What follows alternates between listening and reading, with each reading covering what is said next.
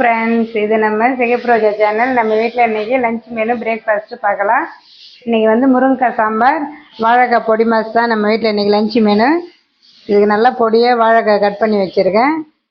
இந்த வாழைக்காவுக்கு வெங்காயம் தக்காளி தாங்க போட்டு செய்யணும். வெங்காயம் இஞ்சி பூண்டு நசுக்கி வச்சுருக்கேன், வெங்காயம் கட் பண்ணி வச்சுருக்கேன். இது வந்து சாம்பாருக்கு, முருங்கைக்காய் சாம்பாருக்கு. தக்காளி வந்து இந்த மாதிரி வாழைக்காய் பொடி மாசுக்கு இந்த மாதிரி பேஸ்ட்டாக ஜாரில் அரைச்சி எடுத்துக்கோங்க. நான் வந்து சாம்பாருக்கு பருப்பு வேக வச்சு எடுத்து வச்சிட்டேன். இப்போ நம்ம அதே குக்கர் ஆன் பண்ணி சாம்பார் தாளிச்சிக்கலாம். இந்த பக்கம் வாழைக்காய் பொடி மாசுக்கு வானல் வச்சு நம்ம இதையும் ஒரு பக்கம் தாளித்து விட்டுக்கலாம். வாழைக்காய் பொடி மாசுக்கு ஒரு 4 ஸ்பூன் எண்ணெய் ஊற்றிக்கலாம். இந்த சாம்பாருக்கு ஒரு 5லேருந்து 6 ஸ்பூன் எண்ணெய் ஊற்றிக்கலாம். எண்ணெய் நல்லா காஞ்சது, 1 ஸ்பூன் கடுகு போட்டுக்கலாம். கடுகு பொரிஞ்சதும் ஒரு இடம் கருவேப்பிலை, சாம்பார் வெங்காயம் கொஞ்சம் கட் பண்ணி வச்சுருக்கேன், கொஞ்சமாக பெரிய வெங்காயம் ஒரு சின்ன வெங்காயம் கட் பண்ணி வச்சுருக்கேன், அதையும் அதில் போட்டுக்கலாம்.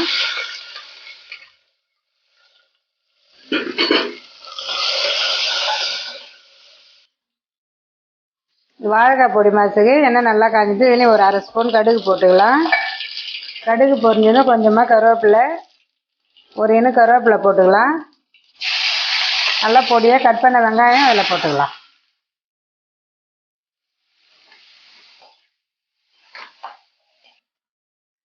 வெங்காயம் நல்லா வதங்கிடுது. இப்போ கட் பண்ண தக்காளி, மீடியம் சைஸ் தக்காளி ஒரு 2 கட் பண்ணி வச்சுருந்தேன், அதையும் அதிலே போட்டுக்கலாம்.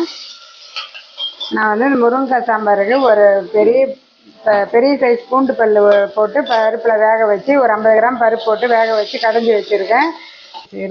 வாழைக்காய் பொடி மாசுக்கு நல்லா பொடியாக கட் பண்ண வாழைக்காவை மஞ்சத்தூள் போட்டு கொஞ்சமாக வேக வச்சு எடுத்துக்கலாம். வெங்காயம் நல்லா வதங்கிடுது. இப்போ வந்து இஞ்சி பூண்டு நல்லா நசுக்கி வச்சுருக்கேன், அதையும் அதிலே போட்டுக்கலாம். நீங்கள் இஞ்சி பூண்டு பேஸ்ட்டாக இருந்தாலும் போட்டுக்கலாம். இந்த வாழைக்காய் பொடி மாசு இந்த மாதிரி செய்யுங்க. நல்லா சாப்பிடாத பசங்க கூட, வாழைக்காய் சாப்பிட மாட்டேன்ற பசங்க கூட சாப்பிடுவாங்க. நல்லா டேஸ்ட்டாக இருக்குங்க இது. இந்த மாதிரி ஒரு தடவை ட்ரை பண்ணி பாருங்கள். தக்காளி போட்டு நல்லா வதங்கிடுது. இப்போ நம்ம வேக வச்சு துவரம் பருப்பு அதில் ஊற்றிக்கலாம்.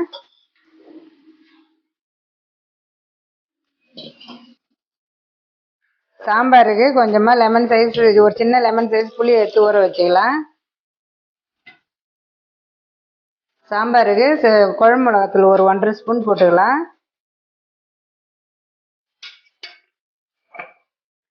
சாம்பாருக்கு தேவையான அளவு உப்பு போட்டுக்கலாம்.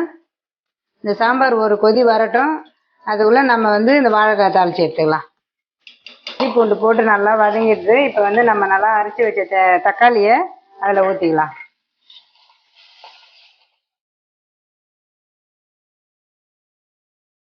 சாம்பார் ஒரு கொதி வந்ததும் நம்ம வந்து கட் பண்ண முருங்கைக்காய் அதில் போட்டுக்கலாம்.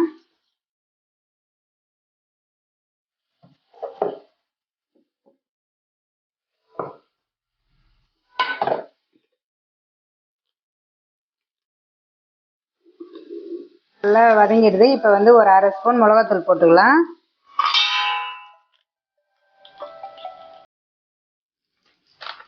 ஒரு 1/4 ஸ்பூன் கரம் மசாலா தூள். இது வந்து கலருக்காக நான் காஷ்மீரி மிளகாத்தூள் போடுறேன், நீங்கள் இல்லைன்னா போட வேண்டாம். ஒரு 1/2 ஸ்பூன் போட்டுக்கலாம். கொஞ்சம் மஞ்சத்தூள் போட்டுக்கலாம். கொஞ்சம் பெருங்காயம் போட்டுக்கலாம்.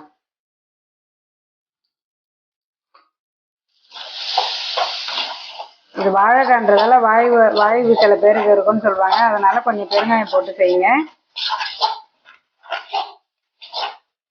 இப்போ இந்த மசாலாவுக்கு மட்டும் கொஞ்சமாக தண்ணி ஊற்றி அந்த பச்சை வாசனை போகிற அளவுக்கு கொஞ்சம் கொதிக்கட்டும். கொஞ்சமாக போட்டோம். இது கொஞ்சமாக உப்பு போட்டுக்கலாம். இது தண்ணி ஊற்றி கொஞ்சம் நல்லா அந்த அளவுக்கு கிரேவி அளவுக்கு வந்ததும் நம்ம வேக வச்ச வாழைக்காவை அதில் போட்டுக்கலாம்.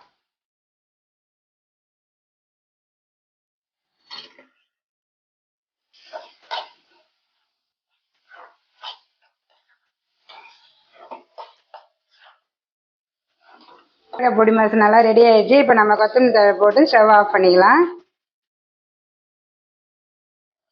இது நல்லா முருங்காய் வெந்துடுது. நம்ம இப்போ ஊற வச்ச புளியை அதில் கரைச்சி ஊற்றிக்கலாம். இப்போ கரைச்சி வடிகட்டி வச்ச புளியை அதில் ஊற்றிக்கலாம். புளி ஊற்றி சாம்பார் நல்லா கொதிச்சிட்டு இப்போ கொத்தமல்லி இலை போட்டுக்கலாம். கொஞ்சமாக பெருங்காயத்தூள் போட்டுக்கலாம்.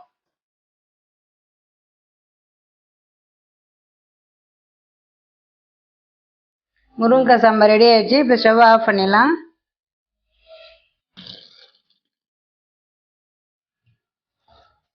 இப்போ காலைல பிரேக்ஃபாஸ்ட்டுக்கு ராகி களி செஞ்சுக்கலாம். இதால் 1 கப்பு ராகி மாவு எடுத்துருக்கேன். அதை ஒரு பாத்திரத்தில் போட்டு அந்த அளவுக்கு தயிர் 1 கப்பு நல்லா புளிச்ச தயிர் எடுத்துக்கோங்க. அதையும் அதிலே ஊற்றிக்கலாம். தேவையான அளவு உப்பு போட்டுக்கலாம்.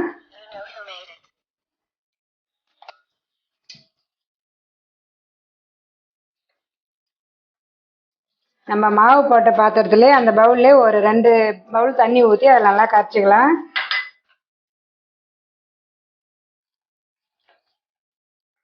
கட்டி இல்லாமல் கட்டிக்கிட்டே இல்லாமல் நல்லா கரைச்சி விட்டுருங்க.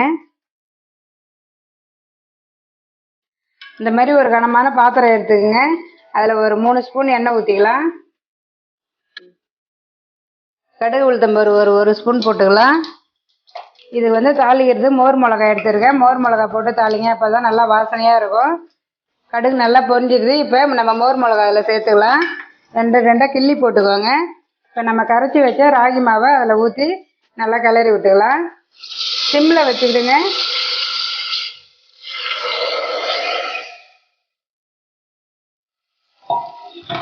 ஊற்றுறதுல கை விடாமல் நல்லா கிளறி விட்டுக்கினே இருங்க, இல்லைன்னா கெட்டி கெட்டியாகிடும். நல்லா கிளறி விட்டுக்கோங்க. நல்லா வெயிலுக்கு ஏற்ற ஒரு சூப்பரான பிரேக்ஃபாஸ்ட்டுங்க இது. இது நல்லா சூப்பராக இருக்கும். தயிர் வந்து நல்லா புளிச்ச தயிராக இருக்கணும். இந்த மாதிரி வந்து செஞ்சு கொடுங்க. வெயில் நாளுக்கு அவ்வளோ நல்லது இது உடம்புக்கு. இந்த அளவுக்கு கெட்டியானால் தான் பார்த்துக்கின்னு தண்ணி சேர்த்துக்கலாங்க. இப்போ அந்த நம்ம வந்து மாவு கரைச்சி ஊற்றினோம் இல்லையா, அந்த பாத்திரத்தை மட்டும் கொஞ்சமாக அலசி தண்ணி சேர்த்துக்கலாம். நல்லா சிம்லே வச்சு நல்லா கிளறி விடுங்க. ராகி களிக்கு இதில் நம்ம தாளிச்சோம் இல்லையா, அந்த மோர் மிளகாவே நல்லா அது தொட்டுக்கிறதுக்கு நல்லா இருக்கும், சூப்பராக இருக்கும்.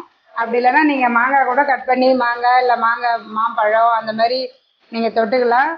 வேர்க்கடலை சட்னி கூட இதுக்கு சூப்பராக இருக்குங்க. வேர்க்கடலை துவையல் கூட வச்சு சைட் டிஷ்ஷாக நம்ம தொட்டுக்கலாம். சூப்பராக இருக்கும். இந்த மாதிரி ராகி களி செஞ்சு சாப்பிட்டோம்னா நம்மளுக்கு உடம்புக்கும் நல்லா ஹெல்த், பிரேக்ஃபாஸ்ட்டுக்கு நல்லா டேஸ்ட்டாகவும் இருக்கும். தயிர் மட்டும் நல்லா புளிச்ச தயிராக எடுத்துக்கோங்க. இப்போ ராகி மோர் களி ரெடி ஆயிடுச்சான்னு பார்க்குறதுக்கு இந்த மாதிரி ஒரு பாத்திரத்தில் தண்ணி எடுத்துக்கோங்க. எடுத்துகிட்டு நம்ம இப்படி தொட்டு பார்த்தோம்னா கையில் ஒட்டக்கூடாது. இங்கே பாருங்கள், கையில் கொஞ்சம் கூட ஒட்டலை. அப்போ நல்லா ரெடி ஆயிடுச்சுன்னு அர்த்தம். மோர் களி ரெடி ஆகிடுது. இப்போ இதை நம்ம வேறு பாத்திரத்துக்கு மாற்றிக்கலாம். இப்போ கொஞ்சமாக வாழைத்தண்டு மோர் கூட்டு வச்சுக்கலாம். இந்த மாதிரி நல்லா பொடியாக கட் பண்ணி எடுத்துக்கங்க. இதில் கொஞ்சம் தண்ணி ஊற்றிக்கலாம்.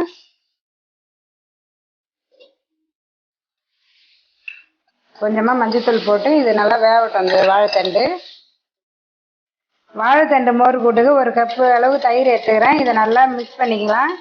இப்போ தேங்காய், ஜீரகம், பச்சை மிளகாய் அரைச்சி தான் அதில் ஊற்றிடலாம். இதில் உப்பு போட்டுக்கலாம். வாழைத்தண்டு மோர் கூட்டுக்கு நம்ம தாளிச்சிக்கலாம். ஒரு 3 ஸ்பூன் எண்ணெய் ஊற்றிக்கிறேன். இந்த வாழைத்தண்டு வேகிறது கொஞ்சமாக உப்பு போட்டுக்கலாம். இந்த தண்டுக்கு மட்டும் போட்டுக்குங்க. எண்ணெய் நல்லா காஞ்சதும் கடுகு ஒரு 1/2 ஸ்பூன் கடுகு போட்டுக்கலாம். கடுகு நல்லா பொரிஞ்சதும் ஒரு இன்னும் கருவேப்பிலை போட்டுக்கலாம். நம்ம அரைச்ச தேங்காய், தயிர் கரைச்சி வச்சுருந்தா அதில் சேர்த்துக்கலாம். சிம்மில் வச்சுடுங்க. சிம்மில் வச்சு கை விடாமல் நல்லா கலக்கி விட்டுனே இருங்க. தேங்காய் ஊற்றி இது நல்லா தேங்காய் மோர் ஊற்றி நல்லா ஒரு கொதி வந்துடுது. இப்போ நம்ம வேக வச்ச வாழைத்தண்டை அதில் சேர்த்துக்கலாம்.